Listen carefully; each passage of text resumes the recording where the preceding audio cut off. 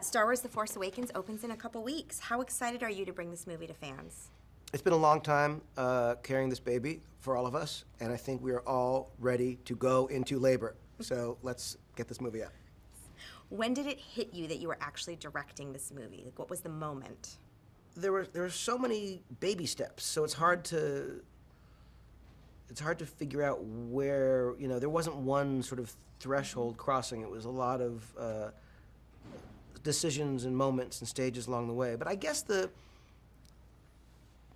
honest answer is when we were in Abu Dhabi and all the prep had come to this moment when the crew was all there, the cameras and the lights were all set up. Daisy Ridley was sitting down for her first take, and I thought, oh, here we are. We figured out what the set would look like, what her speeder would be like, what her hair design was going to be, how the wardrobe was going to look, where and when and how and what lens we were going to shoot this moment. And all the prep brought us to this moment where we're actually doing it. And I guess it was that first day of actually filming in 125-degree heat in the middle of this desert that really felt like we were making a movie. As a lifelong fan, what were the Star Wars elements that you needed to make sure you had in this film to satisfy the fans? Well, Larry Kasdan and I, when we started talking about what we wanted to do in this movie, it was more about a feeling than any kind of list of things that we wanted to include.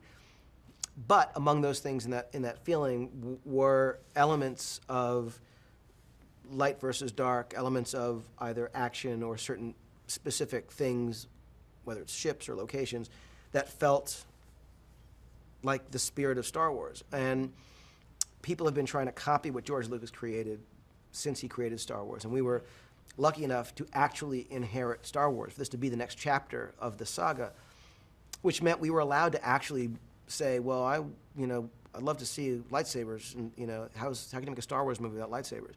What's a Star Wars movie without an X-Wing or a TIE fighter or a Star Destroyer? And you can sort of list these things.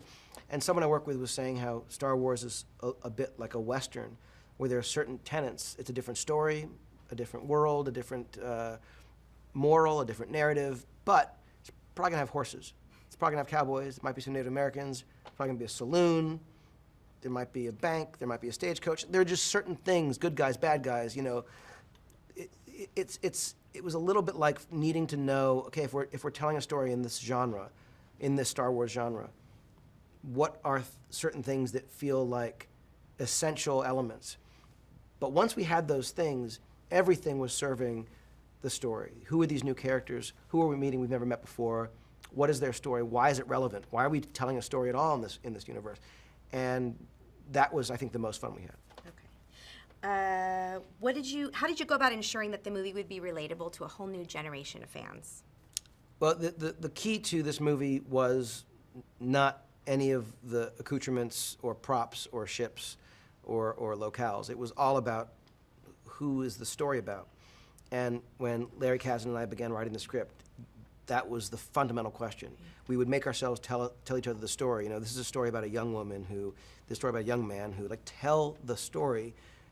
And it's amazing how that is sort of a litmus test for something that either works or not, because you can't say it's a story about really cool gadgets.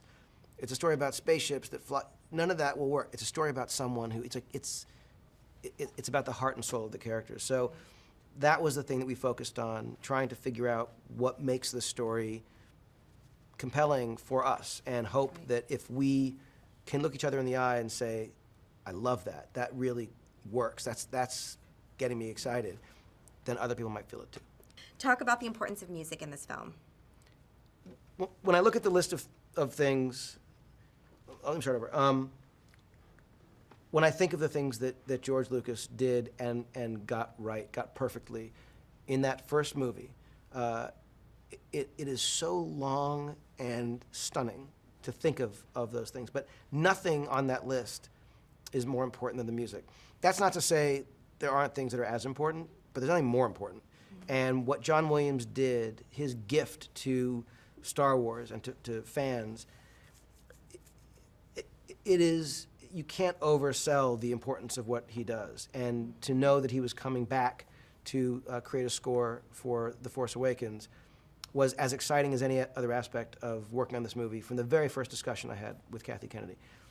To be on the stage when John Williams conducted the main titles, which of course is familiar to everyone who knows Star Wars, that was incredible. But then to watch him conduct and hear the orchestra play so beautifully the end titles, the almost 8-minute long end titles, what was incredible about that was it starts the way it always starts, but then it dovetails into these themes, Rey's theme, the Resistance theme, Kylo Ren's theme, these incredible cues that we had become accustomed to over the months of doing post-production that were so beautiful and soaring and emotional and powerful and somehow perfectly integrated with the score and the music that we know, the Force theme, Leia's theme.